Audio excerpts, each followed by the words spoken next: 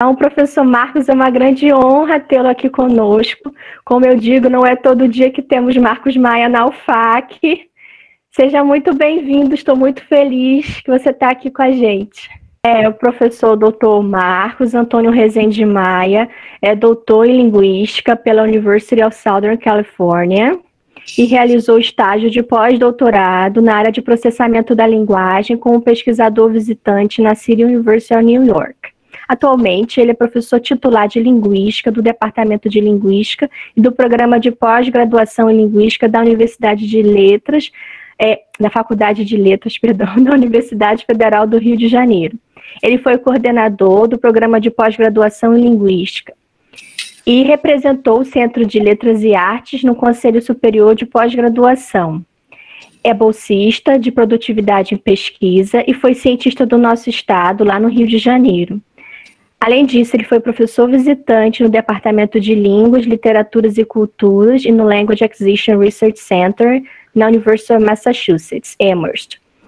E foi pesquisador visitante do Departamento de Linguística da Massey University, Nova Zelândia. O professor também trabalhou no Departamento de Espanhol e Português da University of Toronto, Canadá. E fundou e coordena o Laboratório de Psicolinguística Experimental, LAPEX, de onde eu venho, a minha formação. E também coordena o grupo de pesquisa, lá da UFRJ, de Psicolinguística Experimental. Ele é membro, fundador da Rede Nacional de Ciência para a Educação, atua nas áreas de psicolinguística, teoria e análise linguística e línguas indígenas, desenvolvendo pesquisas e orientando projetos sobre processamento sintático e lexical, sintaxe experimental, teoria da gramática, psicolinguística e educação e línguas indígenas. Tem dezenas de artigos, livros e capítulos de livros publicados na área e tem orientado dezenas de alunos na graduação e na pós-graduação. O professor Marcos Maia é aquele professor que todo mundo admira. Formou vários linguistas, vários psicolinguistas que estão espalhados pelo Brasil e pelo mundo. Um dos maiores psicolinguistas do Brasil. Seja bem-vindo, professor Marcos. Obrigado, Michele, pelas suas palavras. É um prazer ter trabalhado com você sempre. Você foi uma ótima pesquisadora e é uma pesquisadora, desenvolveu sua tese muito interessante, fez estágio nos Estados Unidos, Então, fico orgulhoso de você e dos alunos, de modo geral, que eu tenho trabalhado. É isso que realmente nos motiva, A minha orientadora no mestrado foi a professora Ione Leite, e ela sempre dizia assim: se os alunos não forem além de nós, então não deu certo. Então é isso que de fato é a maior alegria da minha vida, são os alunos como você, Michele, que estão aí desbravando literalmente novas áreas, novos campos, E isso é muito bonito e é assim que a gente vai para frente, de fato, na ciência, no Brasil, na educação, que é basicamente o tema da minha palestra de hoje. Deixa eu ver se eu consigo, então. Vocês estão vendo a apresentação? A gente está vendo a sua tela de edição. Ainda está pequeno o slide. Eu acho que eu tenho que aumentar, Deixa eu ver. Me diz se deu certo. Agora sim. Então ótimo. Bom, então, o título dessa apresentação, Psicolinguística e Educação, Perspectivas da Leitura e da Cidadania. Nosso trabalho, basicamente, o meu trabalho, a Michele foi tão generosa de ter feito essa apresentação, eu fundamentalmente trabalhei com pesquisa básica em linguística e psicolinguística. O que é a pesquisa básica? É baseada naquela ideia de que a gente sobe a montanha porque ela está lá, Não é para nada, não é com uma função, É a curiosidade humana que se desenrola plenamente, Você não tem que justificar por que você estuda, por que você pesquisa, Então, essa é a pesquisa básica, que para haver pesquisa aplicada tem que haver pesquisa básica. Então, eu trabalhei em pesquisa básica na área de processamento da linguagem, na área de teoria gramatical, sintaxe experimental, línguas indígenas brasileiras, estudando particularmente a língua Carajá, mas também orientando com outras línguas do tronco macro-G, da família G, como Machacali, Caingangue, Caiapó, Chavante, e também trabalhando na análise psicolinguística, principalmente no processamento de frases do português. Entretanto, eu acho que... Bom, eu tinha experiência em educação, principalmente em educação indígena. Eu participei de um projeto maravilhoso no Mato Grosso, fui consultor e docente desse projeto durante 7 anos, desde 1999 até 2006, 2007, em que nós trabalhamos juntos com outros professores da própria Universidade Estadual de Mato Grosso, mas também da USP, da Unicamp, e ali nós trabalhamos com 200 professores indígenas para a sua formação em nível superior, né? E 27 línguas presentes, então foi um desafio, foi realmente fascinante esse trabalho, e ali a preocupação central era também a pesquisa, o professor, até porque a nossa tarefa ali era de trabalhar com as línguas indígenas, e como vocês sabem, as línguas indígenas têm poucos estudos, gramáticas, dicionários mais completos, né? Então você não tinha realmente que estudar coisas que já existiam. Claro, sempre você tem que procurar o que já foi feito, né? Mas basicamente a gente tinha que criar análises, porque daquelas 27 línguas a gente reuniu materiais, é preciso sempre olhar o que foi feito, né? Mas a nossa ideia era menos a de que os professores estudassem o que já foi feito, mas que os professores também pudessem ser pesquisadores na sua própria língua e criar linguística, né? Criar linguística e criar linguística educacional. Então, esse foi o grande desafio, foi muito prazeroso, nos envolvemos apaixonadamente durante aqueles anos. Disso resultou um livro de que eu gosto muito, que é o Manual de Linguística para Subsídios da Linguística para os Professores Indígenas, mas também tem sido utilizado com bom proveito em classes não indígenas, né? E ali nós adotamos a filosofia do professor pesquisador. Então, a ideia de que muitas vezes os alunos chegam nas faculdades achando que tudo já está lá na biblioteca, que basta a gente ir estudar o que outros fizeram. Isso é importante sempre. Nós estamos no ombro dos gigantes, por isso podemos ir além, né? Mas o fundamental é essa perspectiva de descobrir, de criar, de inovar, né? Para irmos além do que já foi feito. Então, foi essa perspectiva que a gente adotou, a meu ver, de uma maneira muito bem sucedida. Aquele foi o primeiro curso de linguística, e, enfim, não era só linguística, porque também tinham as áreas de ciências biológicas, de ciências sociais e ciências da linguagem, né? Nós estávamos especificamente nas ciências da linguagem, então nós formamos ali várias dezenas de professores, muitos dos quais prosseguiram para o mestrado, para o doutorado, e aquele foi o primeiro no Brasil e serviu de exemplo para muitos outros que se organizaram pelo Brasil afora, né? Então, essa experiência me motivou muito, mas o meu trabalho relativamente, digamos, à língua portuguesa e aos estudos psicolinguísticos era de pesquisa básica. E, na verdade, eu entrei como membro fundador da Rede Nacional Ciência para a Educação no ano de 2014. E ali se dá, a partir dali, uma virada que levou a um trabalho, que é o que eu vou basicamente reportar aqui, que é de psicolinguística educacional, né? E a sua importância especificamente para o desenvolvimento da leitura. A gente, nas ciências, precisa ter objetos pequenos, né? A gente não pode querer resolver todos os aspectos de um problema, a gente tem que escolher. E a minha escolha foi pela leitura, até porque eu tinha muita experiência com análise de frases, com análise de palavras, né? E aí eu dei um passo para o que se chama psicolinguística da leitura a partir de 2014. Basicamente, a gente sabe, não é novidade alguma, que os indicadores da educação básica no Brasil são muito preocupantes, né? E há até o professor Eduardo Kennedy, quando eu fiz esse livro, organizei esse livro, que relata o nosso estudo na escola e as oficinas que nós desenvolvemos. O professor Eduardo Kennedy, meu ex-aluno, professor da UF, meu amigo, ele escreve na orelha o seguinte: a necessidade de melhorar a qualidade da educação popular brasileira é talvez a única unanimidade política nacional da esquerda à direita. Ou seja, qualquer pessoa, obviamente que não, pessoas que de fato não têm a menor preocupação que não seja consigo próprio, né? Mas pessoas de todos os matizes, liberais e socialistas, e que sejam pessoas de bem,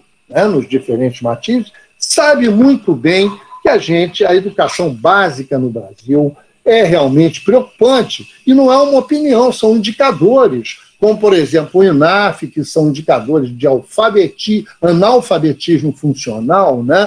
Então, 3 em cada 10 brasileiros, né, tem muita dificuldade para fazer uso da leitura e da escrita, de operações matemáticas, em situações do dia a dia, né, até mesmo reconhecer informações simples em cartaz, fazer operações aritméticas, ou seja, é um número muito alto, 3 em 10, né? E até mesmo, surpreendentemente, uma pesquisa também ligada ao INAF mostra que quase 40% dos alunos que conseguem chegar ao ensino superior, eles sabem sem ter literacia plena, sem ser capaz de ler e escrever plenamente, com concisão, com precisão, né? Então, isso é realmente preocupante. Se a gente olha, por exemplo, o famoso teste de PISA da OCDE, né, que tem comparado dezenas e dezenas de países regularmente em leitura, em matemática, em pensamento, raciocínio analítico, científico, né, o Brasil está abaixo da média, bem abaixo da média da OCDE, nesses 3 indicadores, tanto em leitura, quanto em matemática, quanto em ciência. Por que será que as crianças ficam 11, 12 anos na escola e não saem dali capazes de raciocinar, de fazer proporção, regra de 3, de saber se expressar na modalidade escrita e mesmo na modalidade oral, né? A gente pode ver uma correlação com investimentos também, o quanto o Brasil prioriza a educação. Até que vinha numa curva ascendente indicadores de investimento no Conselho Nacional de Pesquisa, no Fundo Nacional de Ciência e Tecnologia, na CAPES, que é a educação, né? Vinha subindo até 2015 e a partir de lá foi ladeira abaixo, como vocês veem aí, cada vez está se investindo menos na educação, na ciência no Brasil. E a gente tem notícias, não é novidade para nenhum, que a gente tem visto aí, né? Estão querendo mexer na filosofia e na sociologia, que são disciplinas que levam ao desenvolvimento do raciocínio, né? O Brasil cai para o último lugar no ranking de status do professor, né? Tudo isso realmente nos dá um quadro desolador. Muitos têm analisado, como o professor Noam Chomsky, né? Que, de fato, nós estamos em um quadro que se chama de guerras híbridas, né? Ou seja, o Chomsky falou literalmente na palestra que ele fez o ano passado no evento Abralim 50, em maio de 2019, estamos sendo atacados por ações sistemáticas de controle do pensamento e das emoções. E ele ainda diz mais, a população em geral não sabe o que está acontecendo e nem mesmo sabe que não sabe. Quer dizer, isso é muito preocupante, o grau de intervenção que grupos organizados no mundo, isso não é só no Brasil, né, tem, em termos de controle, veja o discurso de ódio que se levantou no Brasil, como é que se buscou dentro das pessoas. No Brasil, que não tinha uma tradição de tanto ódio, né? Isso tudo aflorou nos últimos anos, né? E não é à toa, não é à toa, porque desde Platão, de fato, o Platão, grande filósofo, fundador das bases do pensamento no Ocidente, século IV a.C., nesse livro Fédon, ele já falava, cuidado com a misologia, que é a repulsa ao raciocínio, que a escola platônica era peripatética, eles saíam andando por Atenas, né? E outros ouviam, e muitos faziam cara feia. E ele alertou para os seus discípulos, cuidado, porque muita gente tem ódio ao raciocínio, tem ódio ao pensamento, e cuidado ainda mais, porque o ódio ao pensamento pode se estender ao pensador, aqueles que querem pensar, que querem analisar, que têm raciocínio analítico, que têm raciocínio crítico, são alvos, muitas vezes, da misologia. Então, a misologia, a aversão ao saber. Então, infelizmente, novamente, vivemos um momento de misologia. O Chomsky até avalia isso como a misologia, muitas vezes, infelizmente, paradoxalmente, ela é difundida pela própria educação, de modo que a educação passa a ser um sistema de ignorância imposta. Isso não precisamos nem ir tão longe. O nosso Darcy Ribeiro, o grande antropólogo, educador brasileiro, dizia que a crise da educação no Brasil não é uma crise, é um projeto, né? O que hoje, diante do quadro que a gente vê, né, parece que ele dizia de fato a verdade.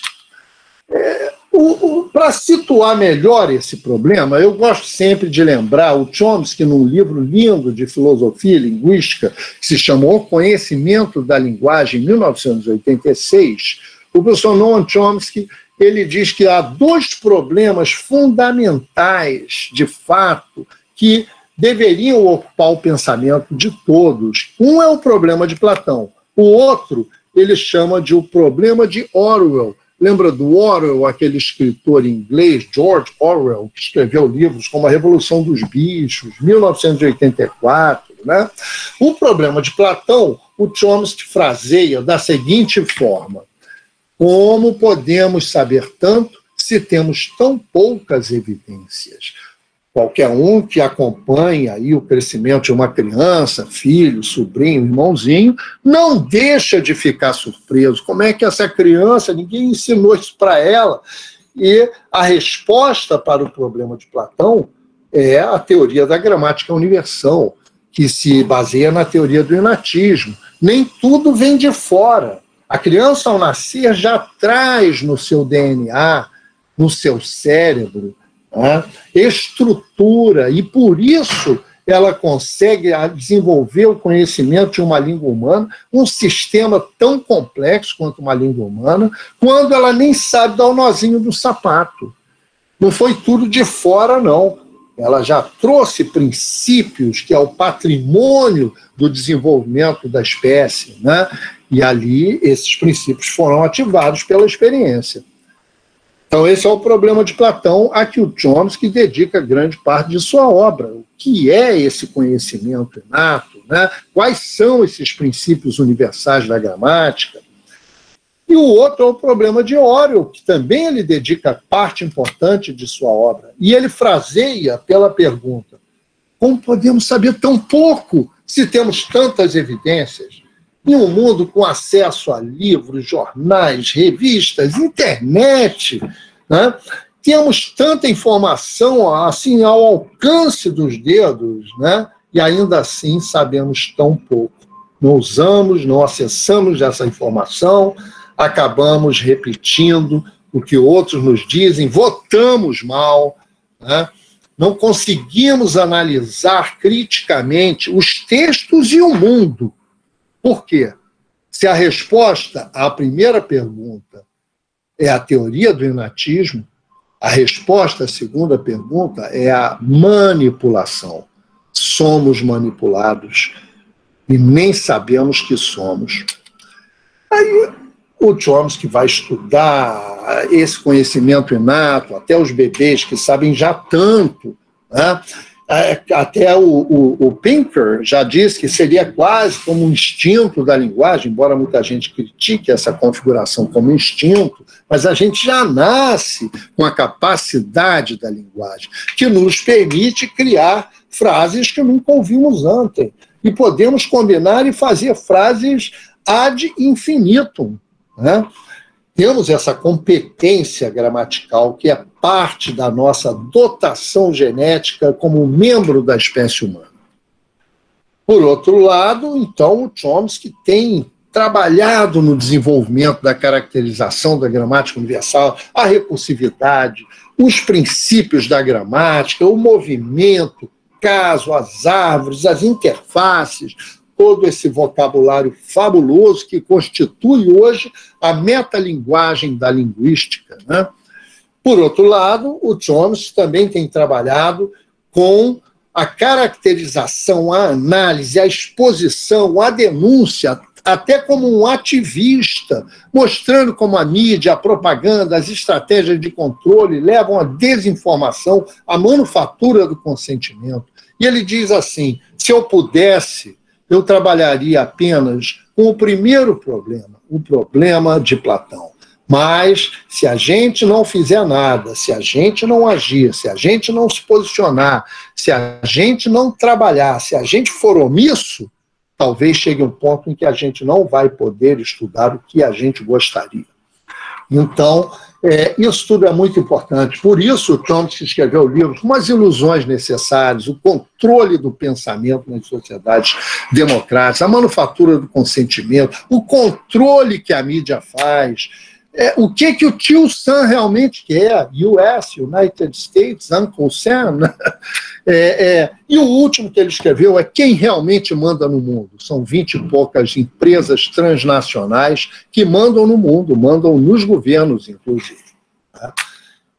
Bom, o Chomsky já tem um papel inicial no behaviorismo, né? Behaviorismo que vai iniciar com o trabalho do Ivan Pavlov, do condicionamento com animais. Mostrava, ele ganhou o Prêmio Nobel de Fisiologia, de Ciência, o Ivan Pavlov, na Rússia, em 1910, e ele fez trabalho, ele mostrava aos cães um alimento, os cães tinham uma resposta, salivavam. Passou, então, a associar, cada vez que dava o alimento, ele tocava um sino.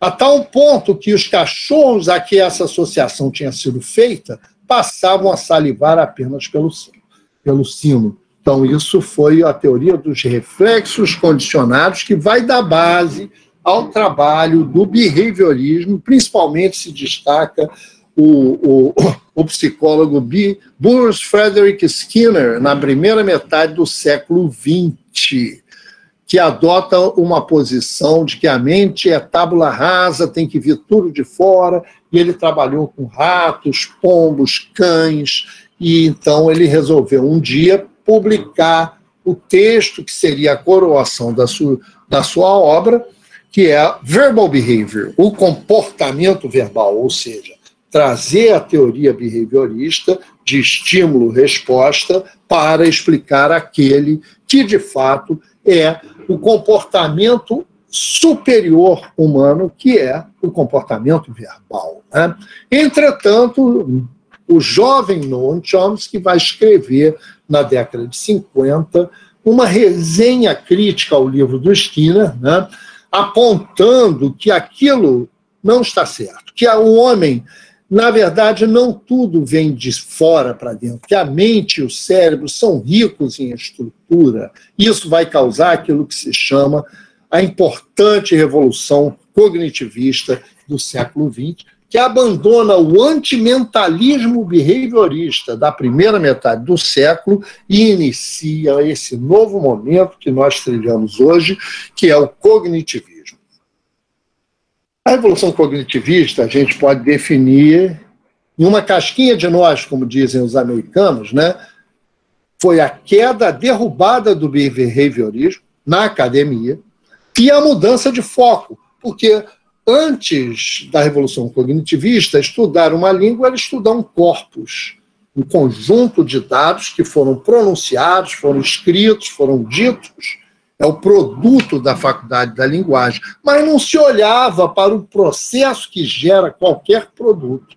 E na Revolução Cognitivista, o foco foi para o processo. Daí a importância da psicolinguística, que verdadeiramente nasce nesse momento, né? Várias ciências que se organizaram, interdisciplinaridade foi a palavra-chave, né, para que pudessem criar agora um novo momento em que a mente tem um papel, de que vem de dentro para fora, não é só de fora para dentro.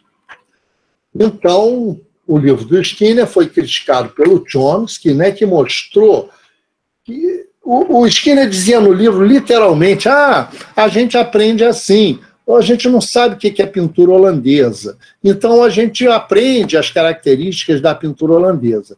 Aí depois a gente vai numa galeria, um estímulo de um quadro, e aí a gente dá uma resposta. Quadro de pintura holandesa, quer dizer, o estímulo e resposta, o estudo. E o Chomsky disse que isso não faz sentido. A linguagem humana tem criatividade. A resposta verbal humana não é determinada por estímulos. Ou seja, a pessoa pode olhar para o quadro e dizer triste, não gostei, está torto na parede. Como você pode dizer que a pessoa não é uma máquina e vai dizer quadro de pintura holandesa? O Chomsky alerta que isso não é verdade, mas que pode existir sempre o perigo da robotização, que é aí sim o controle do pensamento e das emoções, como estamos vendo hoje, né? Se não tomarmos cuidado, outros vão usar o seu braço, outras ideias ocuparão a sua mente e te associarão, isso é muito comum, está aí na propaganda, né? A propaganda associa produtos a mentiras. Quanta gente morreu de câncer porque o cigarro era associado ao homem de cowboy que tinha diante de si a aventura, o novo, campos abertos, e a pessoa comprar o cigarro comprava essa ilusão, né? Até recentemente, a Organização Mundial de Saúde disse que o negacionismo do mal que o tabaco faz acabou ceifando milhões de vidas para que algumas poucas centenas de grupos enriquecessem às custas da morte de tanta gente. Então, o behaviorismo foi desbancado na academia pelo Chomsky. Entretanto, o behaviorismo continua. Continua na sociedade, na propaganda política, comercial, religiosa, o proselitismo, né? E na escola. Na escola, os alunos no Brasil, mais do que em outros lugares, o que eu pude perceber, tendo viajado por mais de 30 países, que eu não vi um sistema escolar em que tenha sido tão martelado a ideia de certo e errado, a ideia de que tem que, como se fosse uma língua, uma espécie de um código penal, um código jurídico que a pessoa tem que decorar, tem que internalizar, derrubando, destruindo a autoestima das crianças. Já passou da hora da gente jogar a maior parte das atividades na escola fora, para construirmos um novo normal. Temos que ter coragem de abandonar. Não é só ficar falando que não presta, é realmente fazer massa crítica para iniciarmos outro tipo de educação no Brasil. O Brasil merece mais do que isso. O que a gente tem hoje, de fato, nas escolas é deseducar para controlar. A ignorantização como projeto de poder. E, no Brasil, a gente vai ter isso. Produzir resposta certa e não saber fazer perguntas. Eu vi isso. Eu já tinha sido professor no ensino médio antes de entrar para a universidade, na década de 1980. E agora eu voltei por conta do projeto que nós desenvolvemos aqui, que está contado nesse livro. Fomos ao chão da escola, né? Trabalhamos nessa escola durante 2 anos e constatei que, infelizmente, as pessoas querem as respostas para anotar, mas não sabem fazer as perguntas, né? Ou seja, não é um pensamento científico. Então, Um exemplo, isso não é de hoje que se tem essa constatação. Esse exemplo aqui é retirado de um livro, de um artigo em um livro de um professor Eurico Bach, um linguista do Paraná, que conta que essa história de fato foi presenciada por ele numa escola no interior, em que a professora pedia ao aluno que dissesse o pretérito perfeito do verbo caber. E aí o Joãozinho falou, cabeu. Aí ela disse, não. Então você vai no quadro e escrever 100 vezes, não é cabelo de Sincodo, não é cabelo de Sincodo, não é cabelo de Sincodo. E ele escreveu. No final, ele disse, professor, eu terminei, mas só escrevi 99 vezes, porque a 100 não cabeu no quadro. Então, você vê que além de burro, esse tipo de método, rote learning, decoreba, né, ele é ineficaz, E olha que o menino está raciocinando, porque se é viver, viveu, beber, bebeu, comer, comeu, ele tem uma lógica em fazer isso, né? E essa lógica não só não é reconhecida, como é punida na escola tradicional, né? Então, isso é ensinar a linguagem, esse potencial maravilhoso que todos nós temos, que nascemos com ele, e que pode nos permitir voar na imaginação, no espaço e no tempo, né, para finalmente decorar que o coletivo de Camelo é Cáfila, os afluentes do lado direito e do lado esquerdo, é por aí. Não é surpresa, porque o aluno, então, não aprende a ler e escrever, porque ler e escrever é pensar. Aprender a ler e escrever é desenvolver a capacidade de pensar, né? Tem muitos fatores. Tem injustiça social, tem fatores socioeconômicos, professores ganham mal, distúrbios, dislexia, vários outros. O vocabulário das crianças é até hoje está se falando que é praticamente, quando chega na escola, aprender a língua como se aprende uma língua estrangeira, né? E tem a questão da desnutrição, tudo isso. Então, estamos diante de um conjunto complexo de fatores, né? Tanto que, agora em julho passado, a Organização Mundial de Saúde, que ganhou grande relevo, coordenando o desenvolvimento de ações, de pesquisas e de terapias para essa terrível pandemia na qual estamos imersos, né, chamou em julho agora, olhem no YouTube se quiserem, o primeiro congresso da Organização Mundial de Saúde, voltado para o que eles chamam infodemiologia. E o que é a infodemiologia? Ela é o excesso de informação que se tem hoje e a má qualidade da informação, as fake news, as mentiras, né? Então, nós hoje estamos imersos num oceano de informação de baixíssima qualidade, de informações manipuladas. Então, eles concluem nesse congresso que, assim como a pandemia exige vigilância epidemiológica, a infodemia em que estamos exige vigilância epistemológica, vigilância em relação à análise crítica do conhecimento que nos é ofertado, que desenvolva a nossa capacidade de ler as entrelinhas, de não sermos vítimas dos espertos, aqueles que não se interessam pelo bem-estar coletivo e sim são pervertidos, são doentes da ambição, né? Querem se dar bem. Eu vi agora que no Rio de Janeiro, um grande exemplo disso, pessoas de mais de 70 anos envolvidos em corrupção que retirava dinheiro de hospitais para comprar respiradores. Que grau de ilusão é essa que leva uma pessoa de 70 e poucos anos a não se importar com a saúde, a não se importar com o sofrimento dos seus irmãos, que já é rico e ainda quer mais, doente de ambição. Então, isso é uma doença mental. Então, tudo isso foi analisado nesse congresso, porque muitos até questionaram como que vai falar disso no momento da pandemia, senão porque isso alimenta a pandemia. Isso dificulta ainda mais que a gente avance e que a gente evite que outras pandemias venham, que a gente evite os horrores da crise climática. É preciso que as pessoas saibam pensar e saibam votar e saibam escolher, de fato, aqueles que estão voltados para o bem e não a ideologia do mal, né?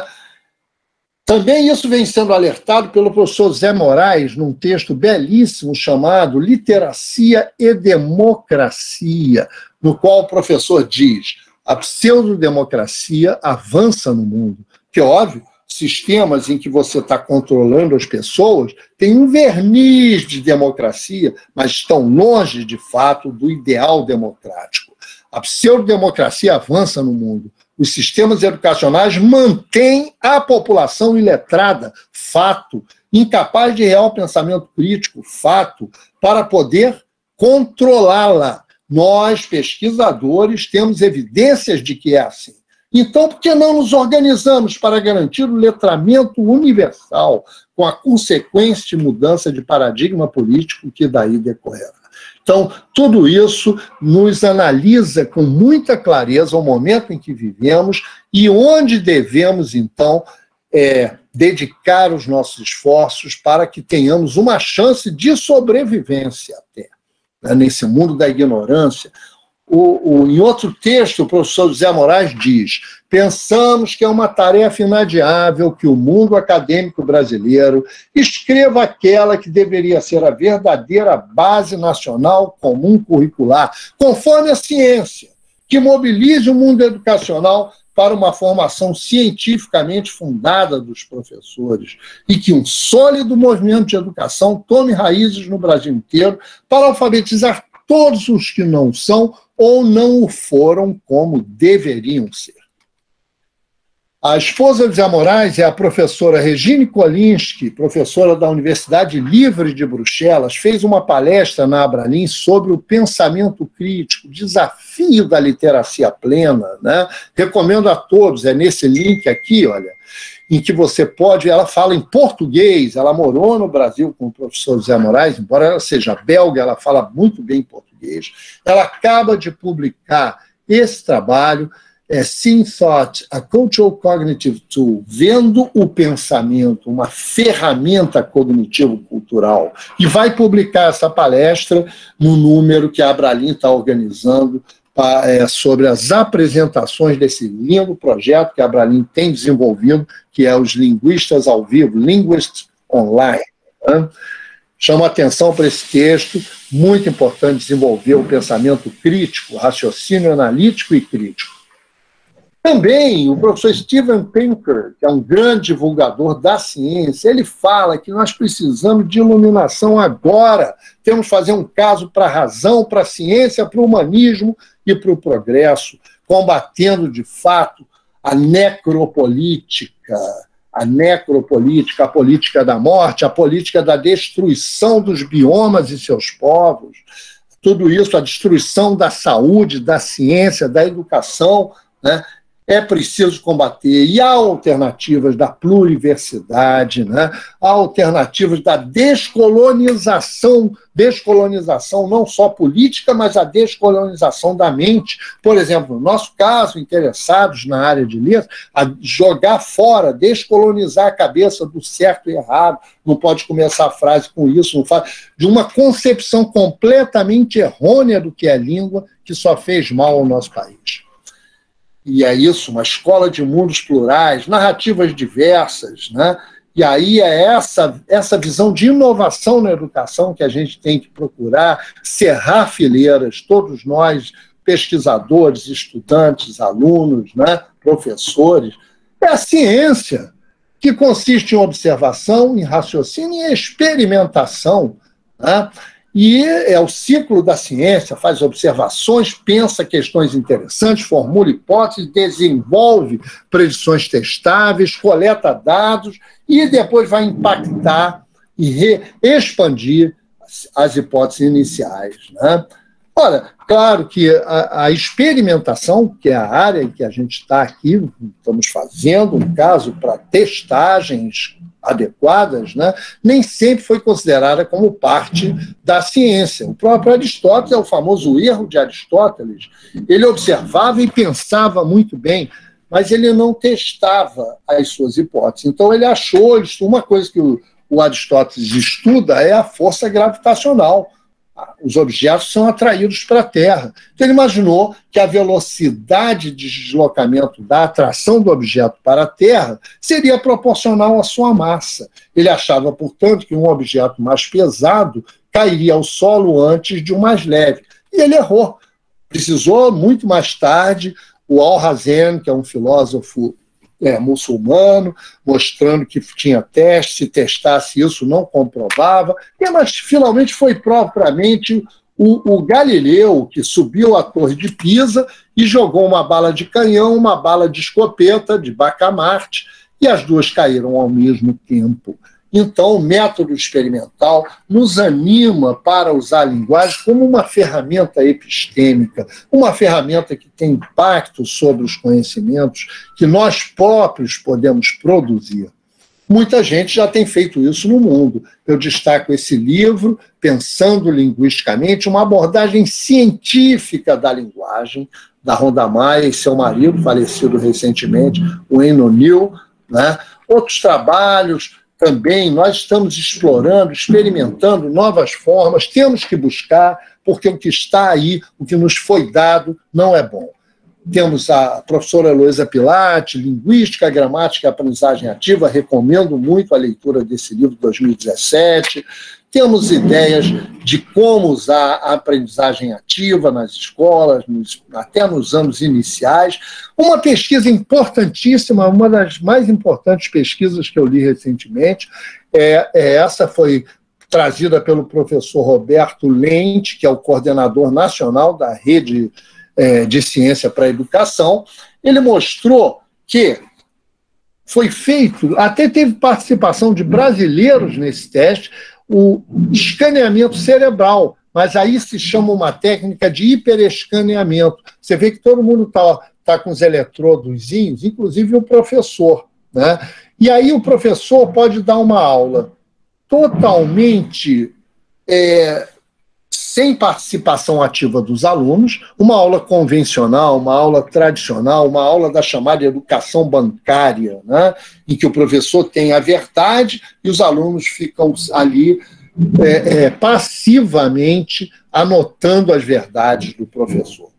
E ele escaneava o cérebro comparativamente a uma aula em que os alunos construíam o conhecimento, os alunos participavam ativamente, eram protagonistas do seu conhecimento. E o resultado desses testes é fabuloso, porque você nota uma junção das ondas cerebrais nas aulas com metodologia ativa, fabulosa. O Roberto Lente, que reporta esse artigo na sua coluna, ele chega a dizer que esse hiperescaneamento é algo que talvez seja a fotografia do momento do saber coletivo, porque as ondas se alinham, as ondas se sincronizam, mostrando que aquela criação coletiva elevou as ondas cerebrais a entrarem numa sincronicidade quase perfeita, né? Então, não há dúvidas de que a gente precisa mudar os conteúdos e os métodos das aulas, principalmente das aulas de língua, porque as aulas de língua impactam todas as outras aulas. E, na verdade, é muito simples, porque nós somos todos cientistas inatos. Olha, a ciência exige que se forme uma hipótese, que se faça uma observação e, com base nela, se faça uma hipótese. Então, naturalmente, a criancinha está explorando o mundo, acha uma porcaria no chão. Então, o que é isso? Deve ser bom de comer. Bota logo na boca, analisa os dados, chora, porque o troço faz a boca arder, reporta as descobertas e até convida outros para reproduzir os resultados. É isso que o cientista faz. Sem ninguém ensinar a criança nasce um cientista. No entanto, esse potencial científico natural, que o Chomsky analisa como sendo a capacidade científica natural, né, é desnaturalizada pela escola. A escola acaba com a autoestima, a criança faz os raciocínios naturais, científicos, e a escola até pune, e, portanto, a saída é a pesquisa. Esse é o professor Carlos Chagas, ele foi um grande professor da UFRJ, ele fundou o Instituto de Biofísica, ele foi uma bandeira de liderança na Universidade Federal do Rio de Janeiro, que acaba de completar 100 anos, esse ano, em setembro. Ele foi também parte da equipe de cientistas e educadores brasileiros que criaram a CAPES e o CNPq, que agora estão sob ameaça, que estão sendo... as verbas têm sido cortadas, cogita-se até fundir esses dois órgãos, porque isso não interessa que as pessoas pensem, que as pessoas pesquisem, né? O momento que a gente está, se a gente não defender a ciência e a educação no Brasil, nós podemos perder o que foi difícil para construir. Construir demora, mas destruir muitas vezes é rápido. Olha aí o que está acontecendo com o patrimônio dos biomas brasileiros, das populações que habitam esses biomas, né? Então é muito sério. Em busca de respostas, eu fiz uma viagem a Aotearoa, que é o nome que o povo indígena da Nova Zelândia, o povo Maori, dá à Nova Zelândia. Eu fui conhecer a escola na Nova Zelândia e fiquei deslumbrado, isso está publicado em artigos, né, com a metodologia que eles dão, totalmente científica, sem decoreba algum. Em muitas escolas não tem nem disciplinas, são projetos interativos, né, em que as pessoas observam, resolvem problemas, educação a partir da resolução, problem solving, educação pela inteligência, né? Aí está o povo Maori, e nós fomos conhecer o trabalho que eles fazem desde a educação infantil até a universidade. Tem 3 universidades indígenas na Nova Zelândia, né? E nós estávamos em busca de revitalização de língua e encontramos também revitalização da educação, né? Aí a professora Márcia Caingangue, que também fez seu pós-doc lá, estivemos juntos, visitando, conhecendo as escolas, né? E vendo, de fato, como os resultados são bons quando se opta pela educação, pela inteligência, né? Então... É incrível, incrível, assim, as crianças, os olhinhos vibrantes. Sempre você leva algum presente, que é típico lá, aí eu levei uma peteca, que é um objeto indígena brasileiro, mas enquanto eu estava mostrando a peteca, que eles não tinham ideia, nunca tinham visto uma peteca, de fato, me chamaram para fazer outra coisa lá na secretaria. Quando eu voltei, eles já tinham inventado um monte de jogos interessantíssimos com a peteca. Não tem medo, a autoestima é alta, eles não têm medo de inovar, de criar, de produzir em cima, não apenas de conhecer umas regrinhas, de um jeito de jogar peteca. Fiquei realmente surpreendido com o sistema educacional deles, chama Tefarik, o trançado, que é utilizado, é tão bom que é utilizado nas escolas de modo geral da Nova Zelândia, com seus princípios do trançado. O empoderamento das crianças é fundamental, as crianças têm que ter autoestima, elas têm que estar empoderadas no seu saber natural, né?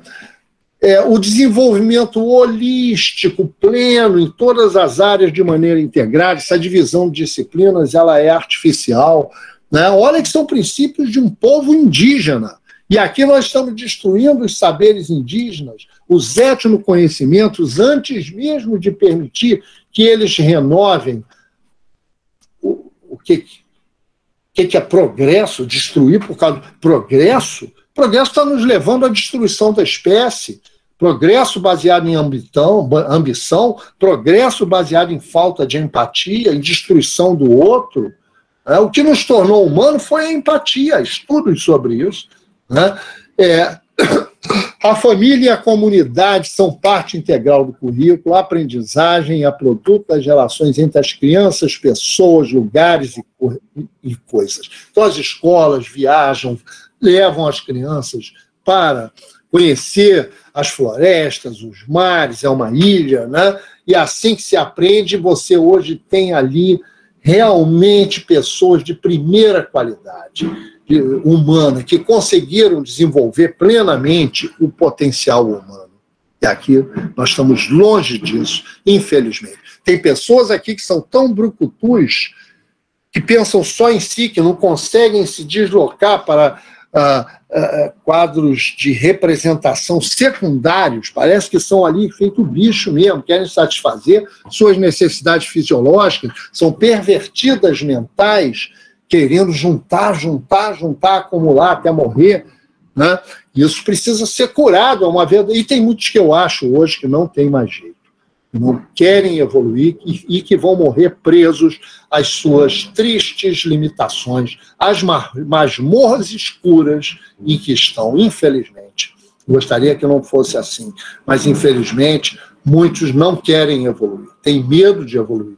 O desafio nosso como educadores é esse: como contribuir para que todos nós possamos evoluir. Bom, então em 2014 nós fundamos a Rede Nacional de Ciência para a Educação, em torno do professor Roberto Lente. Esse livro retrata muito bem a ponte entre dois mundos, o mundo da educação superior e o mundo da educação básica. Eu me lembro que na reunião de fundação de 2014, um professor de física da USP, novo, disse assim: olha, a ciência brasileira em todas as áreas é de ponta. Fala, projetos de genoma humano que mapeou o cromossomo humano, o DNA, tinha brasileiro. Projetos que você pode imaginar, aqueles projetos do CERN, que é aquele laboratório de partículas enorme que tem na Suíça, tem brasileiros trabalhando e dialogando. Nós, na linguística, temos diálogos internacionais em todas as áreas. O Brasil conseguiu construir, a partir da década de 40, um sistema de investimento, ciência, tecnologia, educação, que levou a Universidade Brasileira a dialogar de frente com grandes centros internacionais, com todas as dificuldades que ainda temos, né? Entretanto, dizia o professor, quando a gente chega em casa, de volta dos encontros, dos congressos internacionais, onde apresentamos ativamente as nossas pesquisas, nós vamos olhar o que os nossos filhos estão estudando na escola e é um hiato muito grande, muito longe, de fato, do que uma criança no século XXI deveria estar desenvolvendo. Então, é para isso que nasceu a Rede Nacional de Ciência para a Educação. Olha só, o propósito é obter respostas a indagações. De que modo pode-se empregar as diferentes técnicas utilizadas na pesquisa científica para ajudar o processo da aprendizagem? Qual o caminho para integrar o método científico ao ensino? Isso, então, tem um site, vocês podem olhar. Nós achamos que uma das respostas possíveis seria a translação da técnica de rastreamento ocular, entre outras técnicas psicolinguísticas, mas nessa palestra eu vou ter especial atenção para essa técnica que nós, o Laboratório de Psicolinguística Experimental, introduzimos na universidade no Brasil, em 2006, 2007. Hoje o rastreamento ocular está nos principais laboratórios de psicolinguística no Brasil, de norte a sul, do Ceará ao Rio Grande do Sul, mas o primeiro, aquele Jurássico que nós conseguimos em 2006, foi na UFRJ. Nós fomos pioneiros nessa técnica no Brasil. E nós, então, utilizando esses equipamentos, decidimos iniciar um projeto na escola. Primeiro, falar o que é o rastreamento ocular. O Leonardo da Vinci já sabia que o olho humano, como é que é o span do olho, a gente consegue ver até mais de 180 graus, mas as fixações aqui foveais, que cobrem mais ou menos 1 a 2 graus, é que a gente obtém maior nitidez. O francês Louis-Émile Javal, no fim do século XIX, professor na Universidade de Paris, um oftalmologista, com esse instrumento simples de lentes e espelho, descobriu os principais parâmetros do rastreamento ocular que até hoje nós usamos. Os primeiros equipamentos foram coisas assim, como você vê aí na Inglaterra e em outros lugares, né? Se desenvolveram quimógrafos e várias metodologias de tentar ver onde as pessoas estão olhando, né? E aí, por exemplo, o taquitoscópio do Huey já tentava observar como as pessoas visualizam textos e cenas, né? Porque, na verdade, a gente enxerga bem de 1 a 2 graus aqui, e aí, até 10 graus para cada lado, a gente consegue ler. Daqui para frente, a gente vê com rabinho de olho, mas a gente não lê, a gente não discerne, a gente vê sem nitidez, né?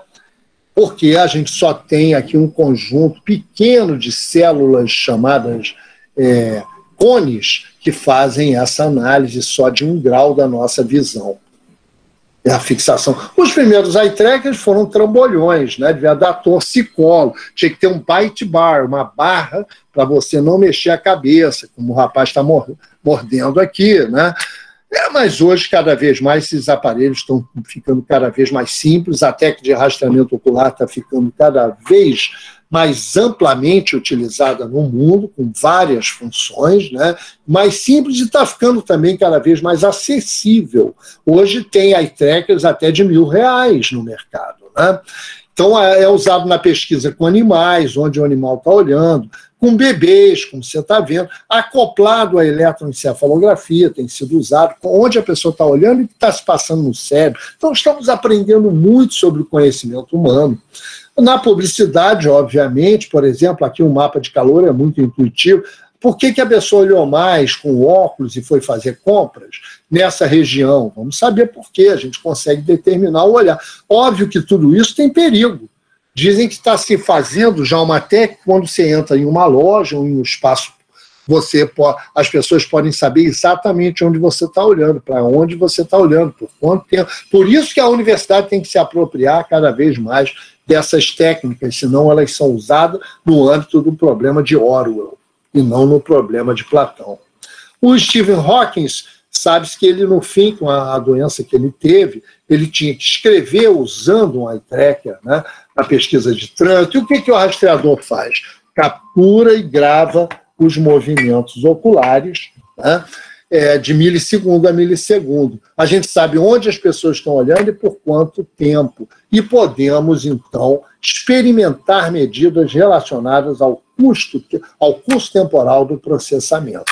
Medidas como a primeira fixação, a primeira passada do olhar, a segunda passada, as regressões, que quando você olha de volta, é um movimento muito rápido, o movimento ocular. Diz que é o movimento mais rápido que o olho humano pode fazer.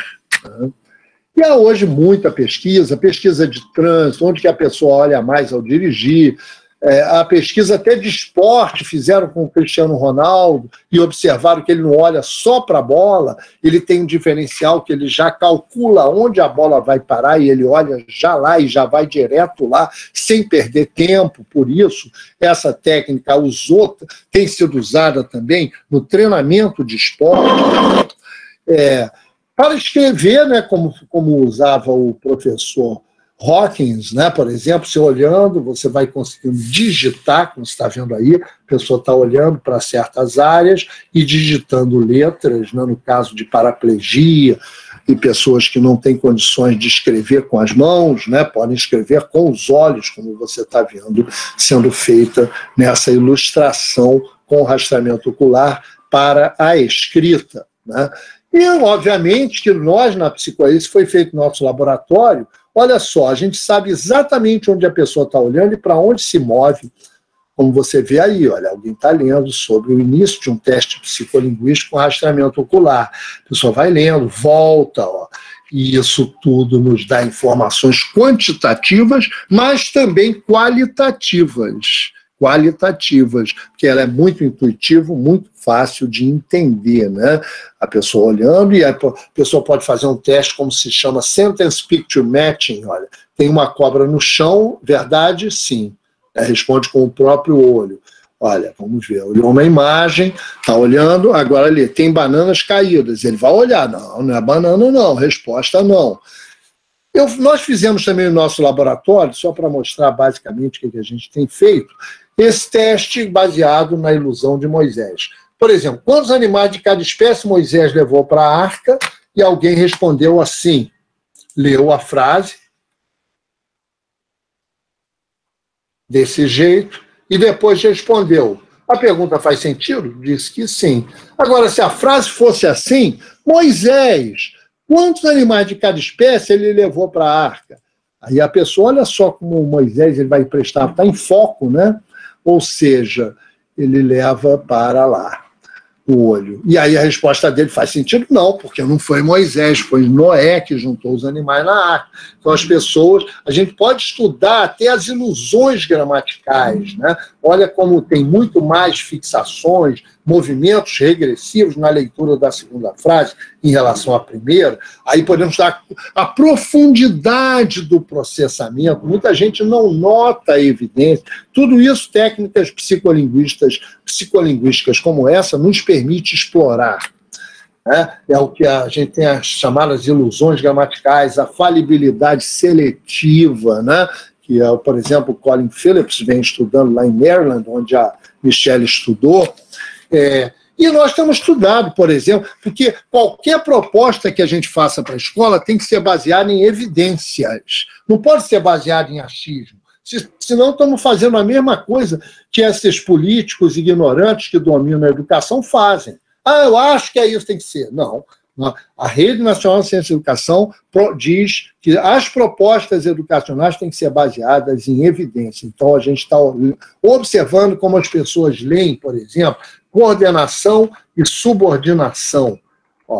Então, a gente tem jacaré na esteira, na pedra e na areia. Agora, se for encaixe subordinativo, é mais custoso. Olha menos na imagem se o jacaré na esteira, na pedra, na areia. Foi mais custoso de ler o encaixe, a recursão subordinativa, também chamada recursão indireta. A coordenação é mais simples. A criança aprende primeiro a coordenação. Claro que para olhar está mais espalhado, olha mais. Mas na leitura... Então, tudo isso nós temos estudado no nosso laboratório, temos apresentado em livros, em congressos internacionais, trabalhos como esses. Esse livro que nós organizamos, demonstrando o erro do Daniel Everett, que diz que uma língua indígena brasileira não tem recursividade indireta, 18 línguas estudadas aí, 11 das quais línguas indígenas do Brasil, inclusive a língua Pirahã, esse outro trabalho usando a tracking também. Esse mais recente que está saindo agora em dezembro, que fizemos a Sabrina Santos, o Tom Roper e eu, comparando coordenação, encaixe. Então é preciso estudar para propor evidências. E é isso que nós estamos fazendo, como, por exemplo, nesse artigo que fizemos nesse livro da professora Heloísa Pilate, pensando psicolinguisticamente, experimentalmente, educacionalmente. E então vou falar do que fizemos nesse colégio estadual durante 2 anos aqui no Rio, né, baseado no período. O período tem sido muito desprezado na educação. Não tenho nada contra o texto e o discurso, não, mas o período tem uma importância que não tem sido explorada. Ou seja, é a unidade de relevo para a leitura. O autor Otton Moacir Garcia já dizia isso no livro Comunicação em Prosa Moderna. Aconselho ler esse livro. Infelizmente, o fracasso de leitura se constata hoje é indicativo que as propostas do professor Otton Garcia não foram praticadas, né? É preciso olhar para esse nível. Começa com uma letra maiúscula e termina com um ponto. Esse é o período.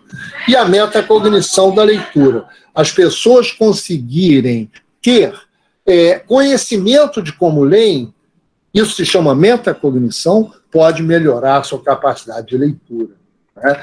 Então, eu acho que vou pular um pouco, porque já está muito longo, para mostrar o projeto em si, o projeto que foi, de fato, resultou da união de vários laboratórios, o meu laboratório e outros da UFRJ, formamos o Laboratório Ler, né, afiliados à Rede Nacional de Ciência e Educação, e fizemos esse projeto, uma técnica metacognitiva ativa no ensino de linguística. Então, o prazer que nós, psicolinguistas, temos ao analisar os dados de leitura pelo rastreamento ocular, entre outras técnicas, é o mesmo que um aluno pode ter na escola ao ver como ele lê, né? E foi isso que nós fizemos, a translação da psicolinguística para a educação, entre outras técnicas, usando a técnica de rastreamento ocular, né? E publicamos isso nesse livro, que, segundo a Michelle me disse, vocês leram, né? E também nesse, que conta a história mais específica desse projeto na escola nos anos de 2017 e 2018. O ano passado saiu esse livro contando essa história.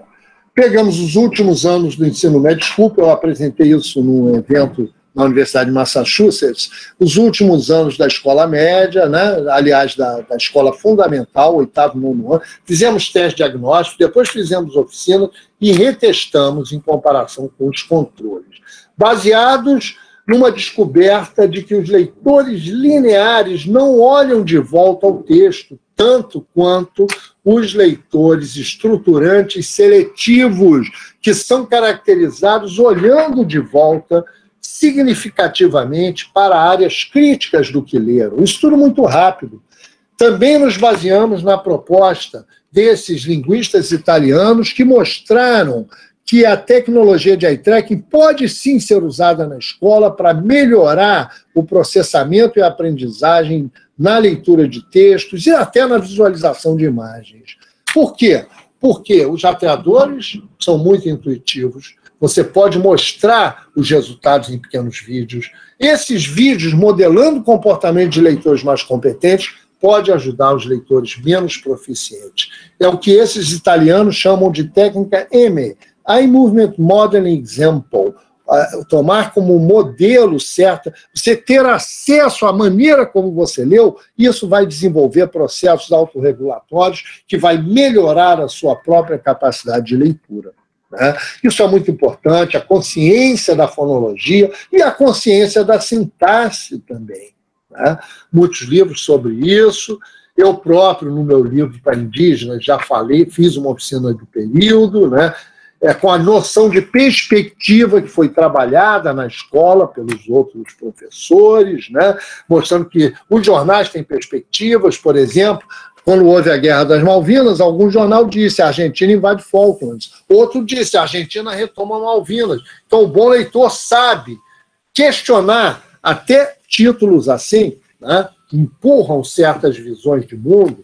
Então, ler bem, literacia plena é isso. Os jornais têm time, mesma notícia pode puxar o saco do Flamengo, ou pode dizer que o Flamengo beneficiou-se de um erro, o que você traz para a oração principal. Então, foi basicamente assim que nós fizemos. Nós mostramos frases como essas, que vocês veem aí, e testamos. No primeiro teste, nós descobrimos o quê? Nós descobrimos que os alunos do ensino superior olham mais a oração principal no primeiro teste, estava em segunda posição, enquanto que os alunos do curso fundamental, eles olham muito no início, é uma leitura mais linear, mas depois vai deixando de prestar atenção e se desengajam. Muitos nem chegam à última oração do período, enquanto que o principal, ele olha mais para... O superior olha mais para a principal. E ele olha aquele índice de lookbacks, as fixações regressivas para as áreas críticas. É o dobro do que fazem o ensino fundamental. Né? E isso, obviamente, vai levar a que ele também acerte o dobro no ensino superior, porque leu direito, né? Leu computando com seletividade a estrutura do que leu, enquanto que o fundamental, eu até achei que acertar 40%, tirar 4 num teste de leitura foi muito, da maneira como ele lê. Olha aqui algum exemplo de mapa de calor. A oração principal está aqui. O ensino superior, olha como tem muita fixação na oração principal. Olha aqui já, olhou muito no início um aluno do ensino fundamental. Foi rareando, rareando. Esse ainda chegou até o fim, muitos nem chegam. Então, por exemplo, olha, com gaze plot, a gente mostrava esses gaze plots para eles, e eles depois se animaram, fizeram hipóteses, são cientistas também, e a gente tem que levar a sério as descobertas dos próprios alunos, porque eles sabem muito, eles observam muito. Então, o eye tracker ficou na escola 2 meses, e a gente testou. Outro, por exemplo, olha essa leitura, desengaja logo, ó, e pronto, foi embora, deixou de ler. Não leu tudo, obviamente não vai acertar, né? Foram essas oficinas que nós desenvolvemos no colégio durante 2 meses, ao longo de outras oficinas, como, por exemplo, alunas como a Sara Ribeiro, a Ana Luísa, a Sabrina, a Catarine, desenvolveram também oficinas no colégio, né? E tudo isso levou a impactar que, quando a gente testou no final, comparativamente às turmas, né, aí eu fiz um teste até mais difícil, porque aí a oração principal podia estar em diferentes posições no período. Ó. Podia ser a primeira, podia ser a segunda, podia ser a terceira, aí a gente tinha que ficar mais esperto. E aí a gente obteve os seguintes resultados. Quem fez as oficinas melhorou muito e fixou mais a oração principal. O grupo controle, que eram colegas dele, mesma condição socioeconômica, mesmo colégio, mas não fez oficinas, manteve só as aulas normais, praticamente olhou tanto quanto. O ensino superior também olha mais, mas de modo geral é mais rápido. Tá? E os lookbacks? Olha como a oficina, 80%, muito consistente de lookbacks nas áreas críticas, seja em primeira, segunda, terceira e quarta posição. O controle, às vezes, só 30%. O ensino superior ganha em alguns casos, mas em outros até quem fez a oficina estava fazendo lookbacks até com maior índice. E aí, por exemplo, você vê aí, um aluno do grupo controle no reteste. Olha, houve brigas e a oração principal. Ele olhou muito no início, leu a segunda oração e não leu mais. Desistiu. Agora, olha, um aluno que fez a oficina, colega deles, mas participaram das oficinas. Leram no início, foi lendo, oração principal, releu, foi até o fim, e onde ele volta, oração principal, se tornou um leitor seletivo estruturante.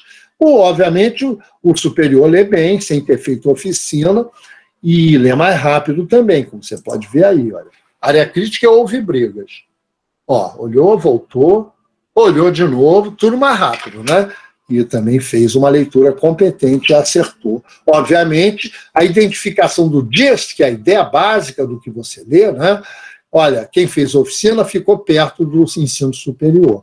O grupo controle manteve um percentual baixo de identificação do gist. Essa palavra gist é fundamental na psicolinguística da leitura.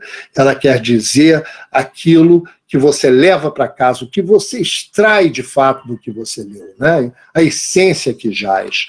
E olha, um outro gráfico aqui nos mostra, né, como você tem aqui o grupo que fez a oficina se aproximando do grupo superior e se afastando do grupo controle. Então, o que nós fizemos, nós conseguimos, de fato, impactar a competência leitora dos alunos, né? Eu vou mostrar para vocês esse videozinho de 3 minutos e encerramos a palestra, que dá uma ideia que o grupo de educação multimídia fez a respeito desse projeto. Você tem uma ideia de como foi essa estada nossa no colégio.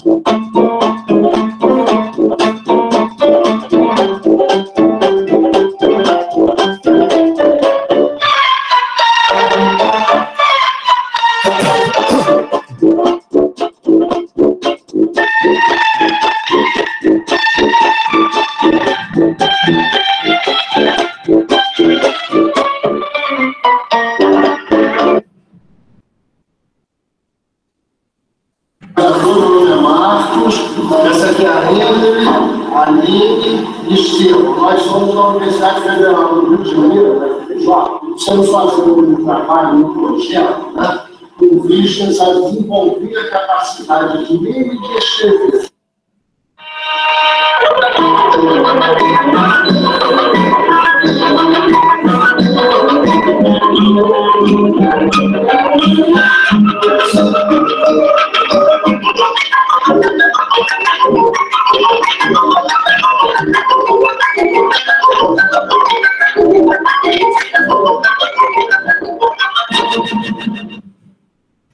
Lugar ruim, inferno, lugar ruim.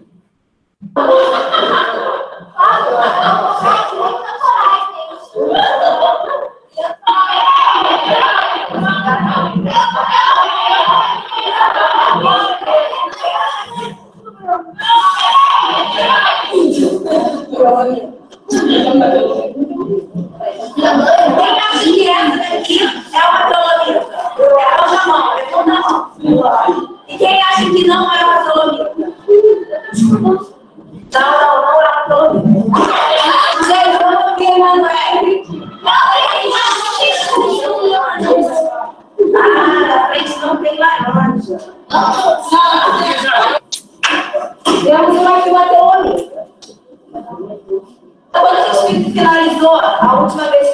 aqui qual foram as perguntas que a gente tinha chegado para a gente poder descobrir o que define uma dolomita.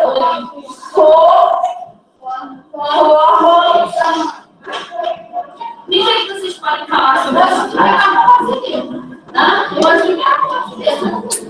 Ninguém compra CD, ninguém compra CD.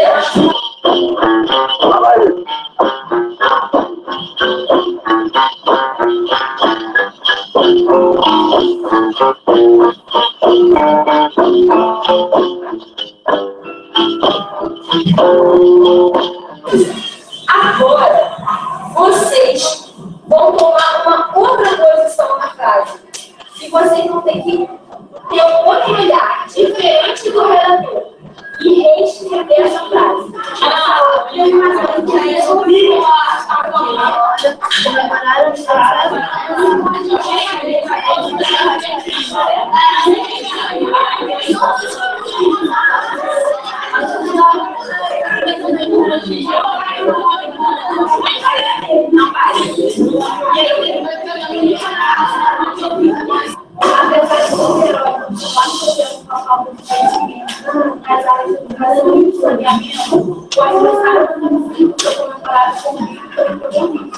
E aí?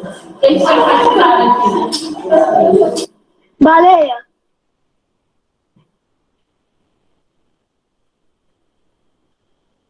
Do ponto de vista da baleia, foi certo ou foi errado? Por quê?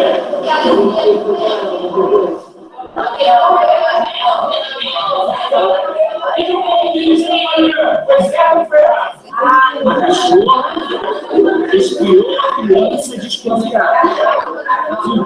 Fase 2. A cachorra espiou a criança desconfiada.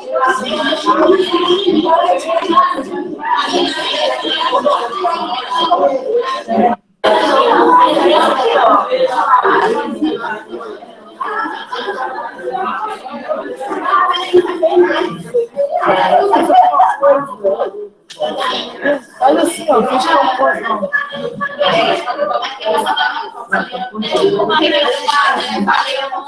Não tem. Mas poderia colocar meu marido Fabiano.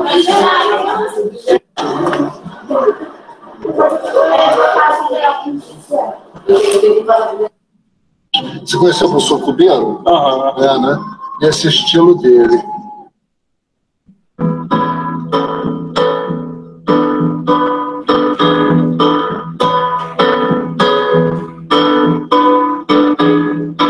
Quando você foi embora.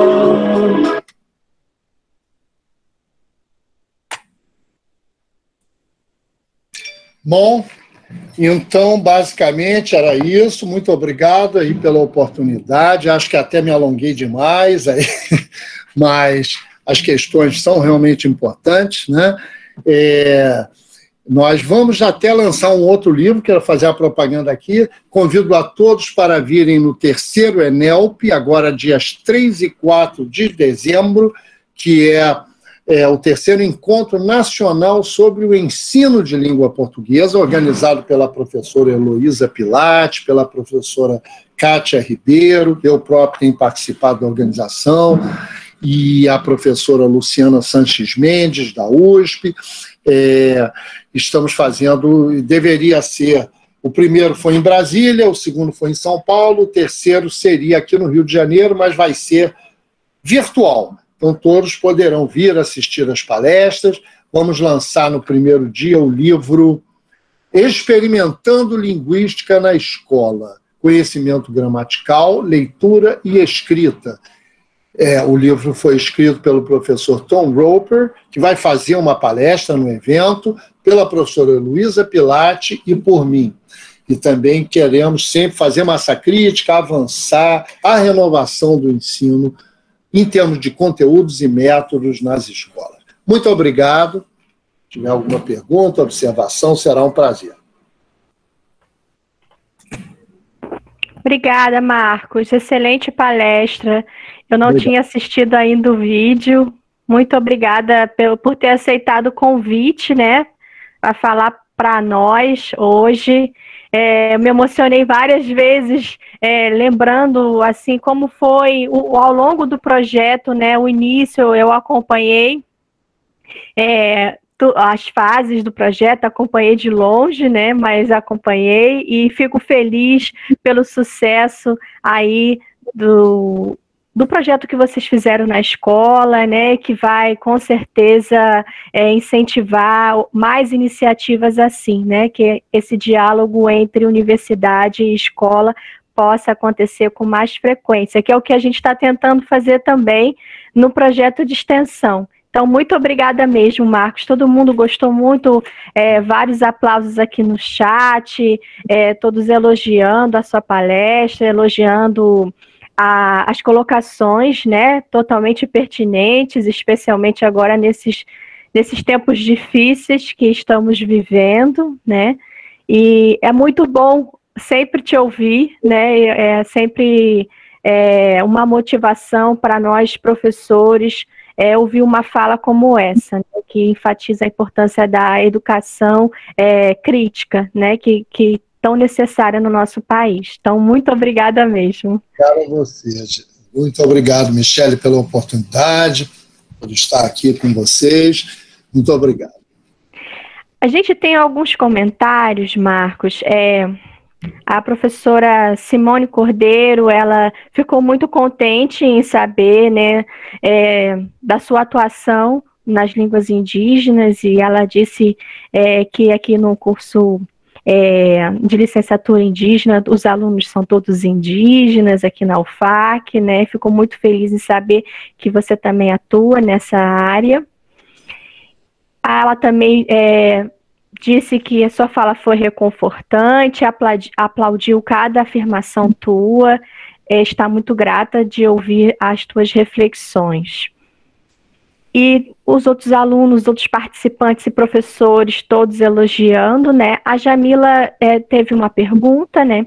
Ela pergunta assim: podemos dizer então que o behaviorismo foi substituído pela revolução cognitivista? Jamila, né? Boa pergunta. Não foi substituído, infelizmente, porque aí, como eu tentei mostrar aí, como a gente está vendo, né? Há ainda o behaviorismo presente, né? Veja bem, associando, por exemplo, como a Organização Mundial de Saúde, novamente, agora em julho, alertou a propaganda de cigarro, que associa alguma coisa que já se sabia há muito tempo, que não levava ao sucesso, que não era charmoso.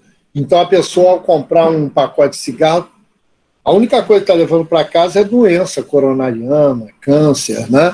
Mas ali uma geração inteira foi vitimada, né, pensando que ao comprar aquilo está comprando liberdade, sucesso, prestígio, charme, seja lá o que for que foi associado. Isso é o behaviorismo. O behaviorismo está presente hoje ainda, né, e cabe a nós também sabermos que nós somos muito melhores do que isso, mas, infelizmente, como já alertou o Chomsky, nós podemos, se não desenvolvermos a nossa capacidade mais plena, sermos vítimas, né? Então, isso temos que estar alertas o tempo todo e temos que ser agentes transformadores para que cada um de nós, cada ser humano vivo na Terra, tenha a chance de desenvolver as suas especificidades, a sua inteligência particular, a sua capacidade única de ver o mundo e não seja tratado como massa para o interesse de poucos, né?